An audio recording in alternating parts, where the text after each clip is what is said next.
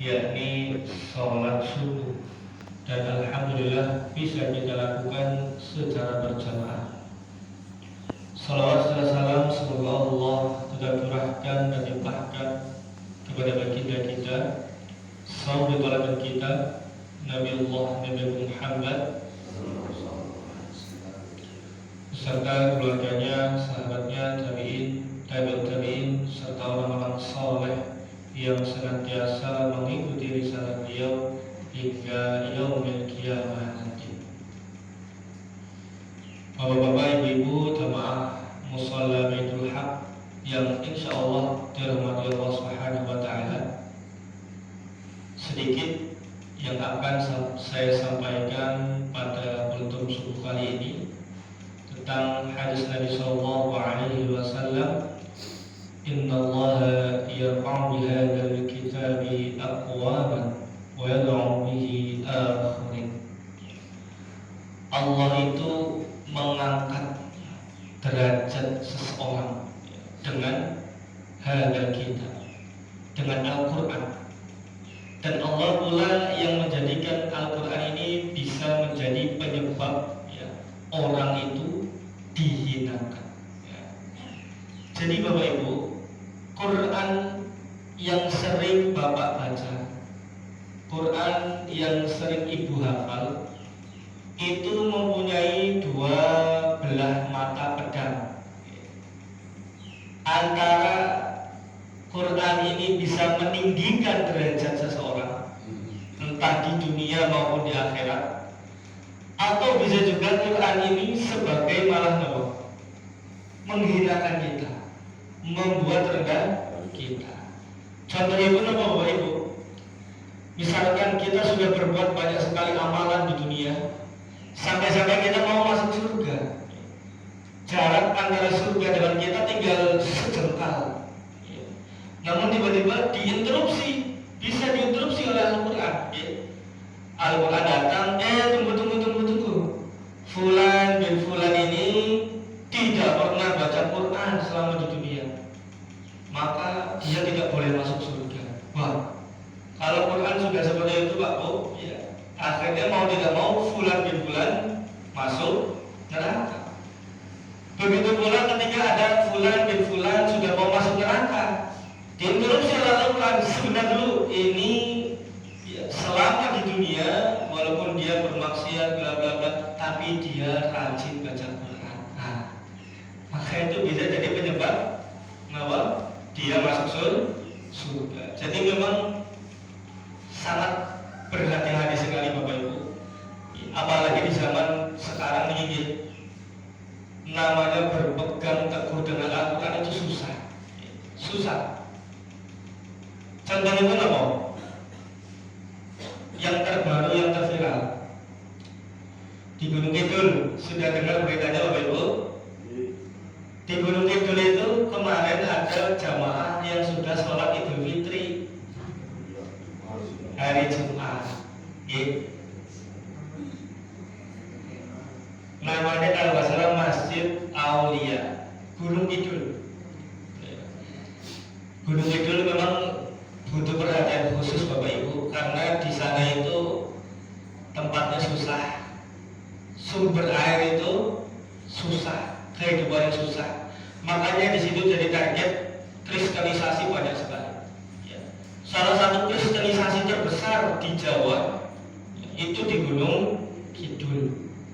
Nah kemarin tiba-tiba ada yang sudah mengadakan sholat Idul Fitri. Malamnya berarti malam Jumat itu sudah takbiran. Jamaah awal itu kan fitnah itu luar biasa banyak sekali hari ini di akhir zaman. Makanya kita harus berpegang teguh dengan kuat terhadap Quran ini. Begitu.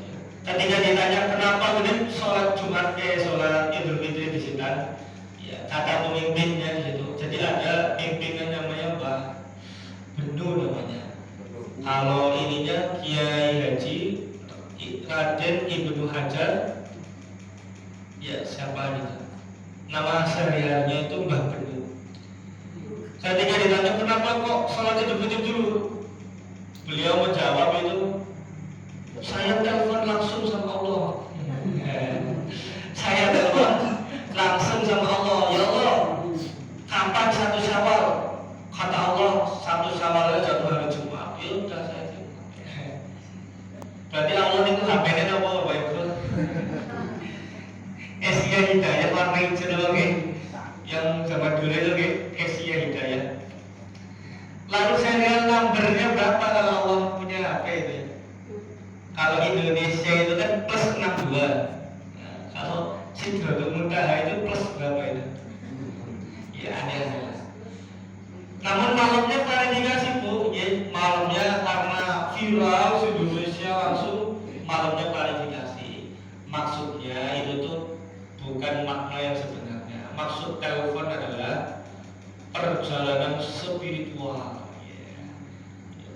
Mbah Benu ini tanya kepada Allah Subhanahu wa taala mengenai 1 Syawal. Kenapa 1 Syawalnya kemarin? Karena memang puasanya juga duluan.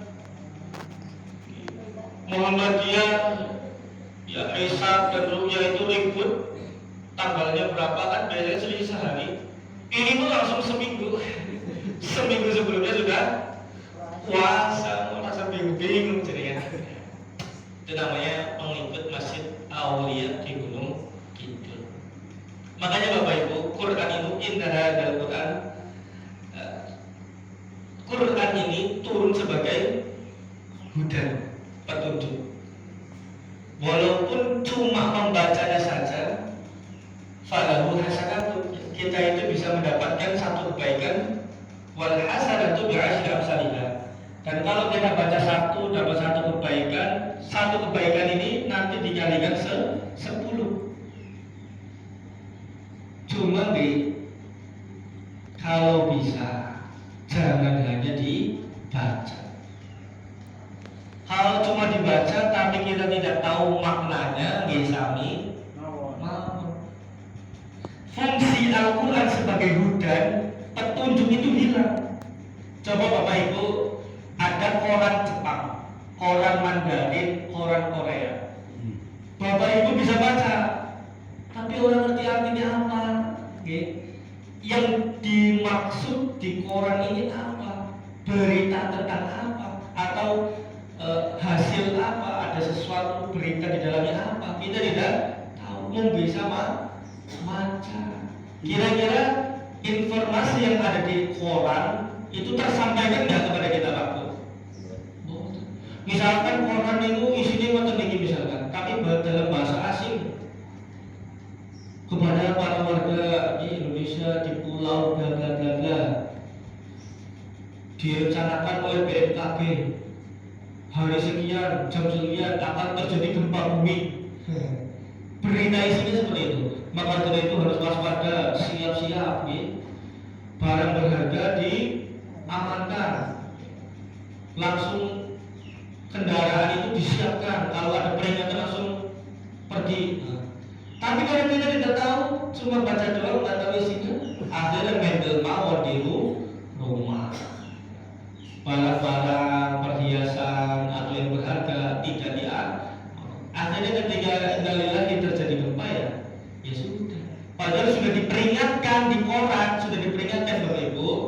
Cuma saya yang kita tidak tahu artinya. Ya sama saja seperti Al-Quran. Al-Quran sudah banyak sekali memberikan warning. Cuma karena kita tidak tahu artinya cuma hebatnya Al-Quran, luar biasanya Allah Subhanahu wa taala kasih sayangnya kepada kita, mau macatok oleh pahala, apalagi sampai kita mentadaburi isinya. Nah, makanya Bapak Ibu sekali-kali misal kepo, isi ayat apa ya? Nah, langsung buka Al-Quran yang ada terjemahan, maksudnya apa ya? Nah, barangkali itu ya hidayah yang Allah berikan kepada Bapak Ibu. Biasanya kata itu, misalkan lagi kacau, lagi apa, galau, tiba-tiba Allah menurunkan ayat tentang ketenangan, bahwa harus kembali kepada Allah Subhanahu wa taala. Jadi Bapak Ibu, di zaman yang penuh fitnah ini, Mbah Benu ini saja banyak pengikutnya ini luar biasa. Orang awam pun pasti tahu lah, nggak mungkin orang kok telepon sama Allah. Tapi banyak pengikutnya Pak, banyak. Itu sekitar 50 orang lebih jemaah. Makanya kita harus berpegang teguh terhadap Al-Quran dan Sunnah ini supaya di akhir zaman ini kita bisa terus terjaga keimanan kita supaya tetap lurus. Karena Rasulullah SAW bersabda, orang yang menjaga keimanan, keteguhannya, akidahnya di akhir zaman itu seperti orang yang megang batu bara, dicekel panas, di ujungnya iman kita hilang. Jadi pilihannya kita harus menggenggam erat walaupun panas. Cukup sekian.